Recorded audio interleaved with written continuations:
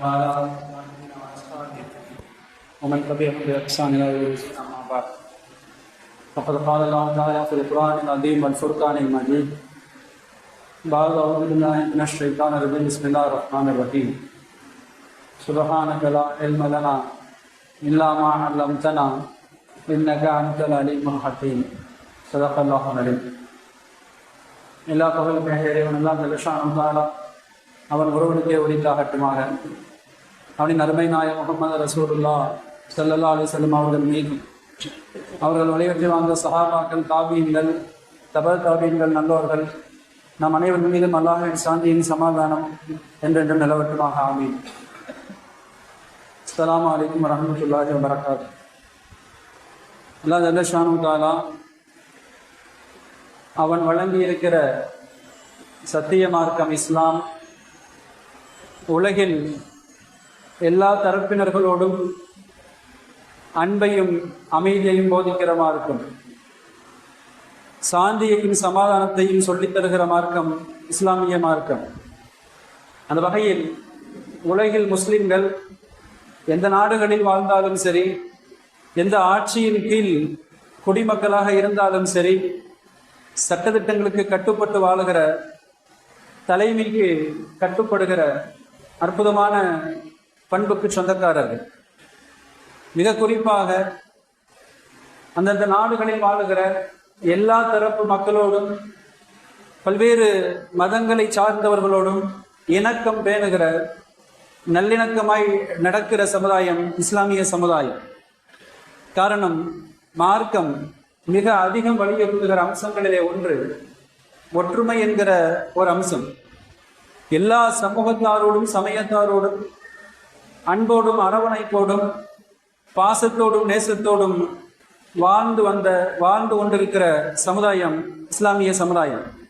அதிலும் குறிப்பாக நம்முடைய தமிழ்நாடு, தமிழகத்தை பொறுத்தவரை பல்வேறு மன்னர்கள் தமிழகத்தை ஆட்சி செய்கிற போது அந்த மன்னர்களின் அன்பை பெற்ற மக்களாய், அவர்களுக்கு உறுதுணையாய் திகழ்ந்த மக்களாய், அவர்களின் ஆட்சியில் பெரும் பெரும் பொறுப்புகளை வகித்த மக்களாய் இஸ்லாமிய சமுதாய மக்கள் என்று வரலாறு சொல்லுகிறது. இன்னும் நம்ம மஹல்லால கூட பல்வேறு மன்னர்களுக்கு போர் களங்களில் ஆயுதங்களை செய்து தருகிற தொழிற்சாலைகள் இருந்த பகுதி. அது இன்றைக்கும் கூட கொள்ளர்களின் தொழிற்சாலையாக இருந்த பகுதிக்கு கொல்லம்பட்டறை என்று பெயர் வந்ததாக வரலாறுகள் சொல்லுகிறது. இப்படி ஆட்சியாளர்களின் அபிமானத்தை பெற்றவர்களாய், பல்வேறு போர்க்கருவிகளை செய்து தருகிற நம்பிக்கையானவர்களாய், பெரும் பெரும் பதவிகளை அலங்கரிக்கிற மக்களாய் வாழ்ந்த சமுதாயம் இந்த இஸ்லாமிய சமுதாயம். இன்னமும் வரலாறு சொல்லுகிறது. டெல்லியை ஆட்சி செய்த அலாவுதீன் கில்ஜி என்ற ஒரு இஸ்லாமிய மன்னர், அவரின் தாக்குதலுக்கு பின்னால் கிட்டத்தட்ட அரை நூற்றாண்டுகளுக்கு வரை இந்த தமிழகத்தை, குறிப்பாக மதுரையை ஆண்டவர்கள் இஸ்லாமிய மன்னர்கள். இஸ்லாமிய மன்னர்களின் ஆட்சியின் கீழ் இந்த மதுரை மாநகர் இருந்த பொற்காலம். அது சொல்லப்போனா நம்முடைய பகுதியில மதுரைக்கு உள்ளே வருவதற்கு வைகையாறு வழியாக மட்டுமே வர முடியும் என்கிற ஒரு ஒற்றை பாதை இருந்தது. இப்ப வருகிறவர்கள் எல்லாம் சுங்கவரி தந்து உள்ளே தர வேண்டும் என்கிற அடிப்படையில் அதற்கு அந்த மஹல்லாவின் சில காலங்களுக்கு பின்னால் ஒரு பள்ளி உருவாக்கப்படுகிறது. அது இன்றைக்கு நமது மஹல்லாவில நாம் அமல்கள், இபாதத்துகள் செய்து கொண்டிருக்கிற சுங்கம் பள்ளியாக பின்னால் உருவெடுத்தது என்று வரலாறு சொல்லுகிறது. கண்டிப்பார்களே, இந்த அளவிற்கு மதுரையின் வரலாறை சொல்லுவதானாலும் எழுதுவதானாலும் முஸ்லிம்களை தவிர்த்து விட்டு வரலாறுகளை சொல்லுவது என்பது அது கண் இல்லாமல் ஒரு ஓவியத்தை வரைவதை போல என்று ஆய்வாளர்கள் சொல்லித் தருகிறார்கள். கண்டிப்பார்களே, அந்த அளவிற்கு மதுரையின் வரலாறு, குறிப்பாக இஸ்லாமிய ஆட்சியாளர்கள், இங்கு பன்னெடுங்காலமாய் வாழ்ந்து வருகிற முஸ்லிம்கள், இதை குறித்தெல்லாம் உண்மை வரலாறுகளை நாம் தெரிந்தாக நினைக்கிறவர்களே. காரணம், இந்த காலகட்டம் பல்வேறு மதவாத அரசியல்கள், முன்னெடுப்புகள், குறிப்பாக தேர்தல் நெருங்குகிற நேரங்களில் அவர்கள் கையில் எடுக்கிற சமூகங்களுக்கு மத்தியிலான ஒற்றுமையை குலைக்கிற பல்வேறு மதவாத பிரச்சனைகள். கனிமிக்கவர்களே, இன்னும் நாம் பிரபலமாக அறிந்திருக்கலாம். சிக்கந்தா மலையில இருக்கிற அந்த சமீப காலங்களாய் ஒரு பெரும் பிரச்சனையாக உருவெடுத்து காட்டப்பட்ட அந்த பிரச்சனை, அதனுடைய உண்மை வரலாறுகளை நாம் தெரிந்தாக கடமைப்பட்டிருக்கிறோம். மன்னிமிக்கவர்களே, திருப்பரங்குன்ற மலை, அந்த மலையை பொறுத்த வரைக்கும் எல்லா நாடுகளிலும் நகரங்களிலும் சகோதர சமயத்தோரோடு இணக்கம் பேணுகிற முஸ்லிம்கள், இஸ்லாமிய சமுதாயத்தவர்கள். இப்ப மதுரையை பொறுத்தவரை ஆய்வாளர்கள் எழுதுகிறார்கள், அண்ணன் தம்பி உறவுகளாய், மாமன் மச்சாய் உறவுகளாய் மிக அந்நியோன்யமாக வாழ்ந்த சமுதாயம் இஸ்லாமிய சமுதாயம், இன்றைக்கும் வாழ்ந்து கொண்டிருக்கிற சமுதாயம். அதற்கு நிதர்சன சான்றாய் அந்த மலையில் கீழே அவர்கள் வணங்குகிற கோயிலும் மேலே ஒரு தர்காவும் இருப்பதாக நாம் அறிந்திருக்கிறோம். மன்னிக்கிறவர்களே, இந்த அளவுக்கு அப்படின்னு சொன்னா இன மத பேதம் இல்லாமல் சகோதர சமயத்தவர்களும் கூட ஒருவித நம்பிக்கையில் உணவு உட்பட பல்வேறு அந்த சமையல் பொருட்களை எல்லாம் தலையில் சுமந்து கொண்டு இப்ப மேலே வரை சென்று உணவு சமைத்து அவர்களும் உண்டு. ஏழை எளியோர்கள், பயணிகள், வழிபோக்கர்கள் என்று எல்லோருக்கும் உணவு பகிர்வு செய்து தர்மம் செய்கிற நிகழ்வுகள் காலங்காலமாக நடந்து வருகிற நிகழ்வுகள் கண்ணிமிக்கவர்களே. ஆனால் இந்த மதவாதிகள், குறிப்பாக ஒற்றுமையை விரும்பாதவர்கள், பிளவை ஏற்படுத்தி குளிர்காய நினைக்கிற ஆதிக்க சக்திகள் ஒவ்வொரு காலகட்டத்திலும், குறிப்பாக தேர்தலுக்கு முன்னால் ஏதேனும் அஜெண்டாவை கையில் எடுப்பார்கள். ஒருவித அந்த மத போர்வையால் மத துவேஷத்தை ஊட்டி வாக்குகளை அறுவடை செய்வதற்காக கண்ணிமிக்கவர்களே, அதற்கு ஒரு தடை. அந்த மலையை ஒரு பெரிய விவகாரமாய் வைத்து அங்கே சமைப்பதற்கு தடை, பல்வேறு உணவு ஏற்பாடுகளுக்கு தடை, பல்வேறு அவதூறான ஆபத்தான வார்த்தைகளை எல்லாம் பேசி நீதிமன்றத்தின் துணையோடு அதை சாதிக்க துடிக்கிற ஆதிக்க சக்திகளை பார்க்கிறோம். மன்னிமிக்கவர்களே, மட்டுமல்ல அந்த மலைக்கு உத்தரப்பிரதேசத்தினுடைய முதல்வர் நாம் அறிந்திருக்கலாம். அவர் வருகை தருகிற அளவிற்கு ஒரு முக்கியத்துவம் காட்டுகிற அவரின் மிக மோசமான அடாவடித்தனங்கள், யூபியில் நடைபெறுகிற அத்துமீறல்கள், குறிப்பாக சிறுபான்மையை குறிவைத்து அவர்கள் செய்கிற மிக கோரத்தான செயல்பாடுகள் எல்லாம் நாம் அறியாதல்ல கண்டிப்பவர்களே. தேர்தல் நேரங்களில் அவர்கள் விபரீதங்களை ஏற்படுத்த முனைகிற போது அதற்கு ஒரு முயற்சியாக சொல்லலாம். பீகார் தேர்தலுக்கு முன்னால் டெல்லியில் நிகழ்ந்த குண்டுவெடிப்பு நிகழ்வு நாம் அறிந்திருக்கலாம். குண்டுவெடிப்புக்கு பின்னால் கைது செய்யப்பட்டவர்கள் எல்லாம் முஸ்லிம்கள், குறிப்பாக ஒரு பெண் மருத்துவர் உட்பட அந்த யூபியை சேர்ந்த மருத்துவர்கள். தேர்தல் முடிவு நமக்கு தெரியும், எப்படி ஜெயித்தார்கள் என்பது நமக்கு தெரியும். தேர்தல் முடிவுக்கு பின்னால் அவர்கள் வெற்றிக்கு பின்னால் எல்லோரும் நிரபராதி என்று விடுதலை செய்து விட்டார்கள். தேர்தலில் வாக்குகளை அறுவடை செய்ய வேண்டுமானால் இது போன்ற ஒரு உயிரிழப்புகள், பல்வேறு கொலை குற்றங்களை செய்துவிட்டு அவர்கள் காரியம் சாதித்ததற்கு பின்னால் விடுதலை செய்கிற நிகழ்வுகள் அதிகரித்துக் கொண்டிருக்கிற காலகட்டம் கண்டிப்பார்களே. இந்த மலை விவகாரத்திலையும் அப்படித்தான். சுருக்கமாக சொல்லுவதானால் எவ்வளவு ஒரு உண்மை வரலாறுகள் எல்லாம் திரிக்கப்படுகிற காலகட்டம் இது. வரலாறுகள் புனையப்படுகிற பொய் வரலாறுகள் திருத்தி எழுதப்படுகிற காலகட்டம் கண்ணிமிக்கவர்களே. நில அளவைகள் அப்படியே ஒன்று பல்வேறு மலைகள்ல வழிபாட்டு தலங்கள்ல இருக்கும் நில அளவைகள் அப்படின்னு சொல்லிட்டு மைல் அளவுகள் என்று கூட சொல்லுவார்கள்.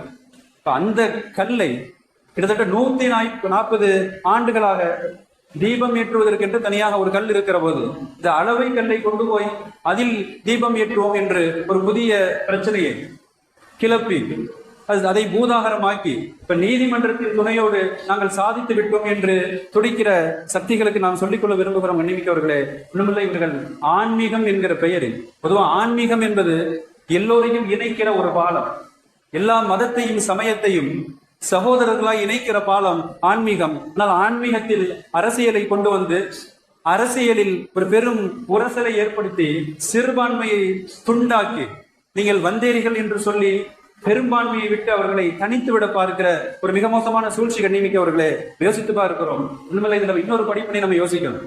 இந்த விவகாரத்துக்கு பின்னால, நீதிமன்ற தீர்ப்புக்கு பின்னால இந்த இஸ்லாமிய சமுதாயத்திற்கு குரல் கொடுத்தவர்கள் யார்? இவர்களது உரிமையை தட்டி பறிக்காமல் இருப்பதற்கு இவர்களோடு இருந்தவர் யார் என்பதை நாம் தெரிந்து கொள்ள கடமைப்பட்டிருக்கிறோம். மன்னிமிக்கிறவர்களே, இதே இன்னொரு பக்கம் இந்த விவகாரங்களில் கொஞ்சமும் கண்டுகொள்ளாமல் ஒதுங்கி பதுங்கியவர்கள் யார்? இப்ப வரக்கூடிய தேர்தலை பொறுத்த வரைக்கும் நாம் முடிவு செய்ய வேண்டிய கட்டாயத்தில் இருக்கிற மன்னிமிக்கவர்களே. மட்டுமல்ல, கடந்த காலத்தில் ஆண்டவர்கள் கூட தமிழ்நாட்டை அவர்கள் சொன்ன ஒரு வார்த்தை, ஏன் இவ்வளவு போராட்டம்?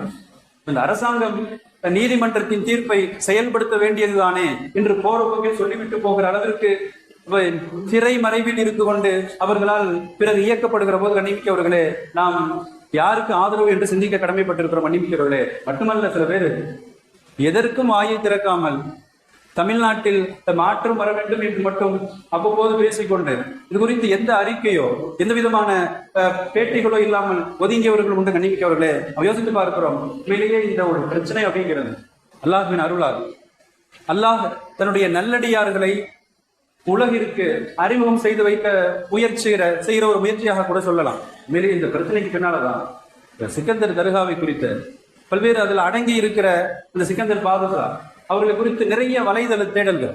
அவர் யாரு, ஏன் இவ்வளவு ஒரு பெரும் பிரச்சனை, அவர்களின் உண்மை வரலாறு என்ன, அவர்கள் எங்கிருந்து வந்தவர்கள், ஏன் இங்கே அடக்கப்பட்டுள்ளார்கள் என்றெல்லாம் சொல்லி பல்லாயிரக்கணக்கான நபர்களால் வரலாறுகள் தேடப்படுகிற ஒரு வலைதள தேடுதலாக அமைந்திருக்கிறது. கண்ணிமிக்கவர்களே யோசித்து பார்க்கிறோம். வரலாறுகள் இப்படி சொல்லுகிறது. அந்த மலையில அடங்கி இருக்கிற சிக்கந்தர் பாதுஷா நபிகள் ஸல்லல்லாஹு அலைஹி வஸல்லம் காலத்துல எத்தரபதி சாஅத்து வன்ஷக்கல் கமர், குறைசிகள் நபிகள் நாயகத்திடத்துல நீங்கள் நபி என்பதற்கு அத்தாட்சியாய் பௌர்ணமி நிலா பொங்கி பிரவாகம் எடுக்கிற நிலாவை நீங்கள் இரண்டாக பிளந்து காட்ட வேண்டும் என்று நக்கலாக காபீர்கள் சொன்ன போது நபிகள் ஸல்லல்லாஹு அலைஹி வஸல்லம் அல்லாஹ்வின் அருளால் தன் விரல் ஜாடையால் நிலவை இரண்டாக பிளந்து காட்டுவார். குர்ஆன் சொல்லுகிறது வன்ஷக்கல் கமர். இந்த நிகழ்வு உலகம் முழுக்க அன்றைக்கு வாழ்ந்த பல்வேறு நபர்களால் பார்க்கப்படுகிற போது கேரளாவில் இருந்த ஒரு சேர மன்னர் பாஸ்கர ரவிவர்மா இந்த நிகழ்வை கண்டு நேராக கிளம்பி போய் மதீனாவிற்கு போய் நபிகள் ஸல்லல்லாஹு அலைஹி வஸல்லம் அவர்களுடைய கைகளை பற்றி இஸ்லாத்தை இணைவார்.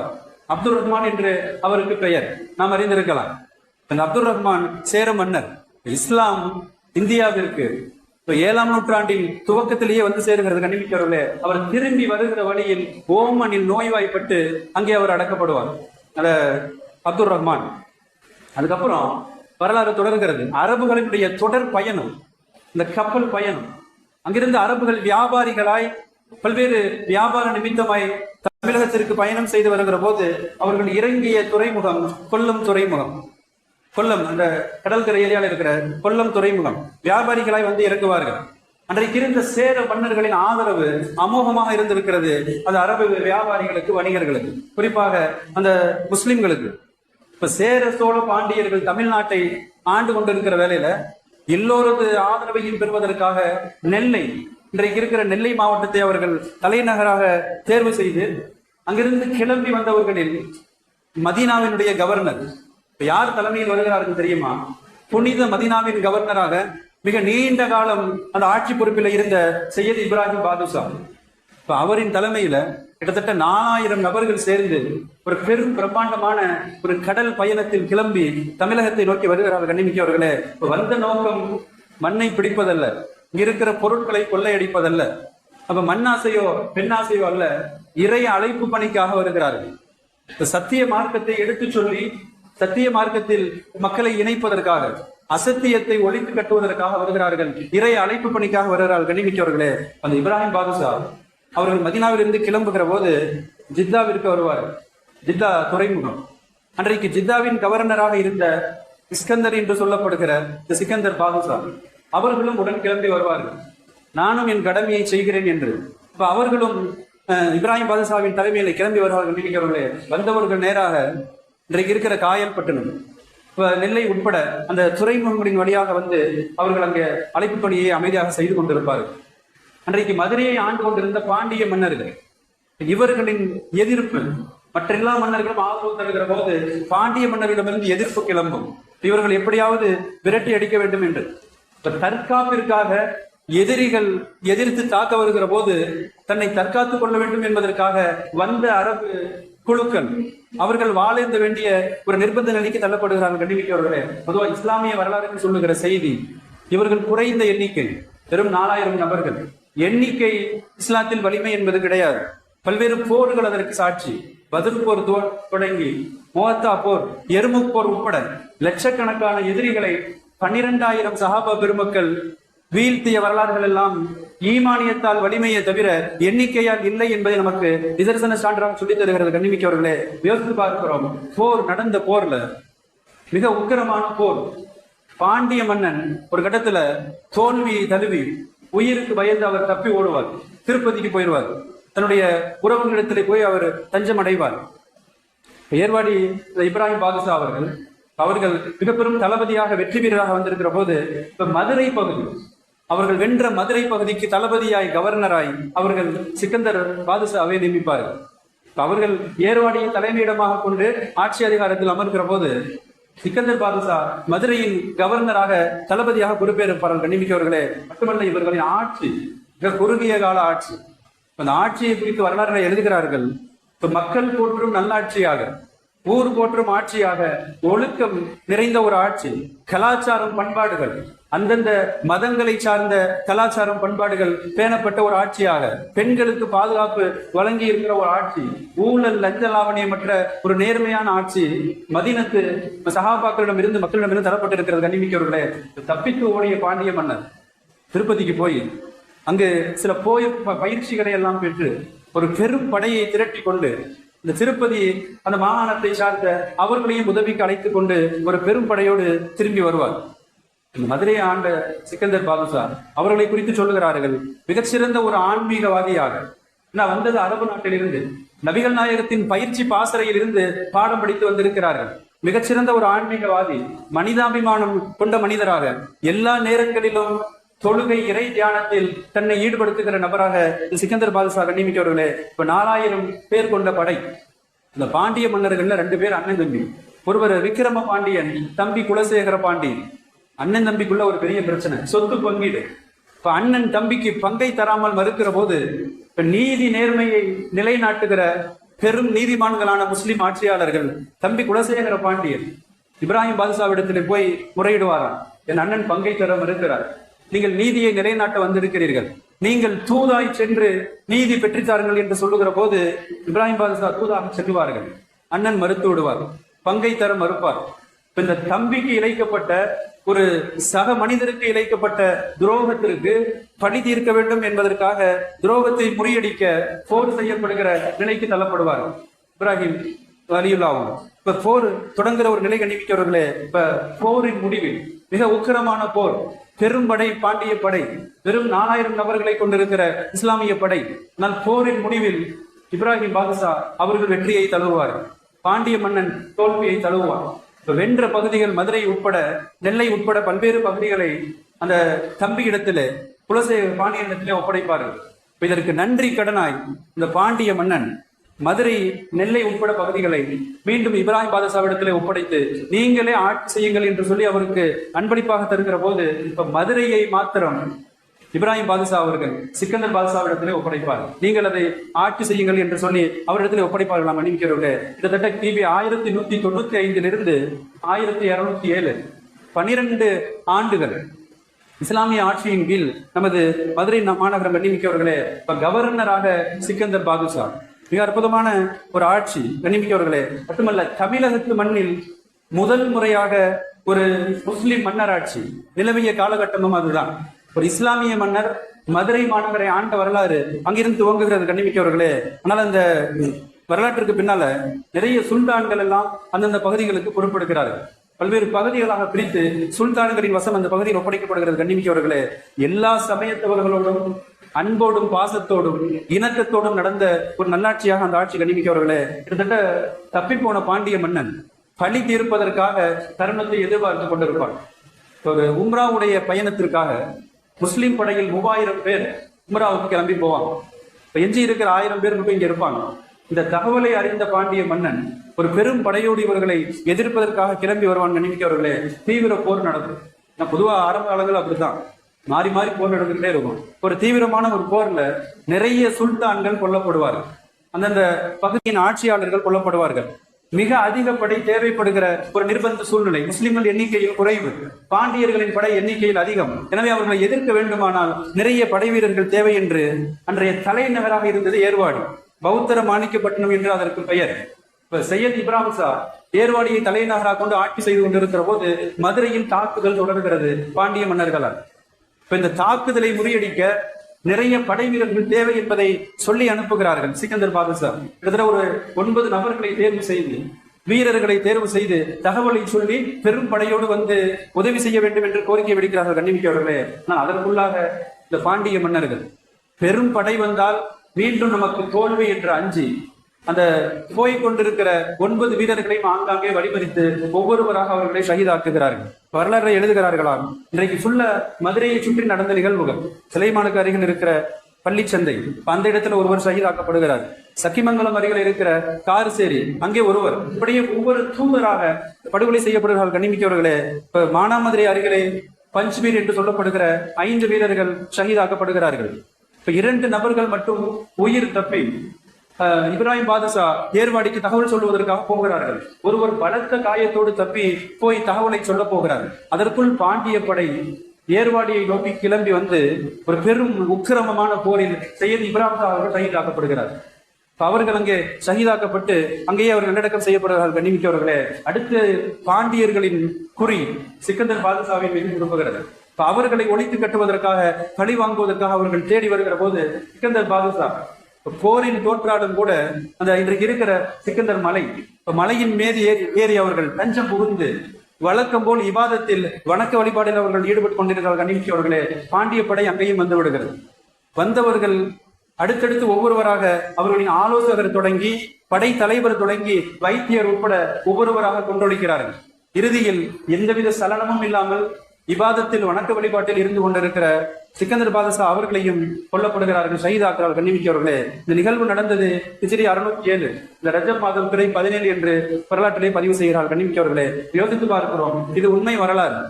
இவ்வளவு ஒரு பெரும் அற்புதமான ஒரு நல்லாட்சியை வழங்கி மக்களின் மனங்களில் இடம் பிடித்து எல்லோருக்கும் சமத்துவம் சகோதரத்துவத்தை போதித்த ஒரு அற்புதமான ஆட்சியாளர்கள். இன்றைக்கு அந்த ஆட்சியாளர்களை குறித்து அவதூறுகள் பரப்பப்படுகிறது. ஏதோ கட்டாய மதமாற்றம் செய்வதைப் போல, பல்வேறு பிற மத வழிபாட்டு தலங்களை எல்லாம் இடித்து தகர்த்தவர்களைப் போல, அபகரித்தவர்களைப் போல பேசப்படுகிறது. கண்டிமிக்கவர்களே, இன்னும் ஒரு நிகழ்ச்சி எழுதுவாங்க. எவ்வளவு தூரம் முஸ்லிம்கள், குறிப்பாக தமிழகத்து முஸ்லிம்கள் இந்த தாய் மண்ணின் மீது பெரும் பற்று கொண்டவர்களாக அவர்களது நிகழ்வுகள் சொல்லப்படுகிற. கண்ணிமிக்கிறவர்களே, டெல்லியை ஆண்ட அலாவுதீன் கில்ஜி இப்ப மாலிக் கபூர் அப்படிங்கிற தன்னுடைய தளபதியை மதுரைக்கு அனுப்புவார். மதுரையை முற்றுகையிட்டு இப்ப இந்த மதுரையை கைப்பற்றுவதற்காக இப்ப தளபதி மாலிக் கபூர் பெரும் படையோடு கிளம்பி வருவார். மதுரையின் எல்லையில் வந்து அவர் காத்திருப்பார். பாண்டிய படை அவர் எதிர்ப்பதற்காக வரும். பாண்டிய படையின் தளபதி யார் தெரியுமா? ஒரு முஸ்லிம். அவ்வளவு ஆட்சியாளர்கள், பிற மத ஆட்சியாளர்களின் நம்பிக்கைக்கு பாத்திரமானவர்களாய் முஸ்லிம்கள் அன்றைக்கு பெரும் பெரும் பொறுப்புகளில் முஸ்லிம்கள், பெரும் பெரும் ஆயுதங்களை தயாரித்து கொடுப்பது முஸ்லிம்கள், பெரும் நம்பகத்திற்கு பாத்திரமானவர்களாய் முஸ்லிம்கள். கண்ணிமிக்கவர்களே, ஒரு பக்கம் மாலிக் கபூர், எதிரில் நிற்பது பாண்டிய மன்னனின் படைத்தளபதி, அவர் ஒரு முஸ்லிம். மாலிக் கபூர் சொல்லுவார், நானும் முஸ்லிம், நீனும் முஸ்லிம், ஏன் போர், நீ என்னோடு வந்துவிடு, என் படையில் இணைந்து விடு என்று சொல்லுகிற போது அந்த பாண்டிய மன்னனின் தளபதி முஸ்லிம் சொல்லுகிற வார்த்தை என்ன தெரியுமா? அவர் சொல்லுவாராம், மதம் எனக்கு பெரியதுதான், நீயும் முஸ்லிம், நானும் முஸ்லிம். இப்ப மதம் எனக்கு பெரியது, இஸ்லாம் எனக்கு பெரியது, ஆனால் என் தேசம், என் மண் அதை விட பெரியது என்று சொல்லி அப்ப நாட்டின் மீது கொண்ட விசுவாசமாய் எதிர்த்து நிற்பார். கண்ணிமிக்கவர்களே, மாலிக் கபூரின் படை பெரும் படைக்கு பின்னால் தோல்வியை தழுவார், அவர் கைது செய்யப்படுவார். கண்ணிமிக்கவர்களே, யோசித்து பார்க்கிறோம், மதத்தை தாண்டி, தன் சமய பற்றை தாண்டி, தாய்மண், தாய் நாட்டு பற்று என்றெல்லாம் சொல்லி முஸ்லிம்கள் வீரம் காட்டிய தருணங்கள் இன்றைக்கு மறக்கடிக்கப்படுகிறது. ஏதோ வந்தேரிகளைப் போல, வெளிநாட்டிலிருந்து வந்தவர்களைப் போல இன்றைக்கு சொல்லப்படுகிற அவதூறு குற்றங்கள் எல்லாம் நாம் அவர்களுக்கு உரத்து சொல்ல கடமைப்பட்டிருக்கிறோம். மன்னிமிக்கவர்களே, இந்த மாலிக் கபூரின் வெற்றிக்கு பின்னால கிட்டத்தட்ட 1/2 நூற்றாண்டு காலம், 50 ஆண்டுகளுக்கு மேல் முஸ்லிம்கள் பல்வேறு கட்டமைப்புகளை மதுரையில் ஏற்படுத்திய நிகழ்வுகள் உண்டு. கண்ணிமிக்கவர்களே, இதுல மீனாட்சி அம்மன் கோயில், இதை சுற்றி பரவலாக முஸ்லிம்களுக்கு வாழ்ந்த காலங்கள் உண்டு.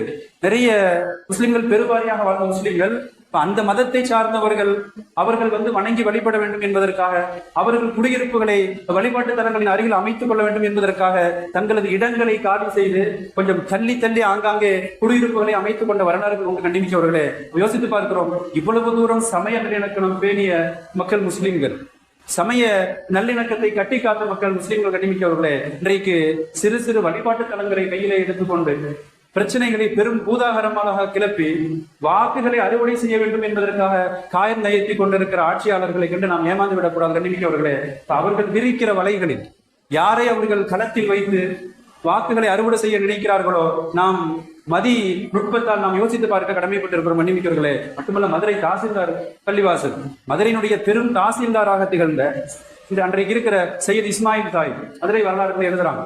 மதுரையின் மிகப்பெரிய ஒரு தாசில்தார், மீனாட்சி அம்மன் கோயிலுடைய நிர்வாகியாக இருந்திருக்கிற அவர்களுடைய அந்த ஆட்சி காலத்துல சையத் இஸ்மாயில் ஷஹீத், இன்றைக்கு இருக்கிற மினானூர்தீன் பள்ளியினுடைய ஸ்தாபகர் சையது இஸ்மாயில் என்று சொல்லப்படுகிற அவர்களுடைய ஒரு அர்ப்பணிப்பு உணர்வு மீனாட்சி அம்மன் கோயிலுக்கு அவர்கள் செய்த பங்களிப்பை குறித்து எழுதுகிறார்கள். அங்க இருக்கிற பேச்சியம்மன் மண்டபம், இந்த வாயிலில் இருக்கிற 616 அடுக்குகளில் பல நூறு விளக்குகளை கொண்ட தோரணத்தை அமைத்துக் கொடுத்தவர்கள் சையத் இஸ்மாயில் அவர்கள். இவ்வளவு தூரம் மதநலக்கம் பேணப்பட்டிருக்கிறது கண்ணிமிக்கவர்களே. அந்த விளக்குகளின் ஓரங்களில் எழுதப்பட்டிருக்கிறது, அவர் அந்த பெயர் பதிக்கப்பட்டிருப்பதாக வரலாறு சொல்லுகிறது கண்ணிமிக்கவர்களே. ஆக இந்த மதுரை மண்ணை பொறுத்தவரை மதம் ஆச்சரியம் இல்லாமல், ஜாதி மத பேதம் இல்லாமல் எல்லோரும் அண்ணன் தம்பிகளாய், மாமன் மச்சான் உறவுகளாய் வாழுகிற போது அதை முறியடிக்கிற எந்த சக்தி வந்தாலும் எந்த நிலையிலும் அதை விட்டு தராத மக்களாய் ஈமானிய உறுதியோடு நாம் அதை முறியடிக்க கடமைப்பட்டிருக்கிறோம் மன்னிமிக்கவர்களே. அல்லா ஜல்லஷானு தஆலா எதிரிகளின் சூழ்ச்சிகளை எல்லாம் முறியடிப்பானாக. இந்த நாட்டில் இஸ்லாமும் முஸ்லிம்களும் கியாமத்து வரை அல்லாஹ் தலை தோங்க தௌஃபீக் செய்வானாக. அல்லாஹ் முஸ்லிம்களை கண்ணியமாக வாழச் செய்வானாக. அல்லாஹ் முஸ்லிம்களின் எல்லாவித பலவீனத்தை போக்கி பலப்படுத்துவானாக. அல்லாஹ் இறுதி வெற்றியை இஸ்லாத்திற்கு தந்துள்வானாக. வாஹிரு தஅவானா அல்ஹம்துலில்லாஹி ரப்பில் ஆலமீன்.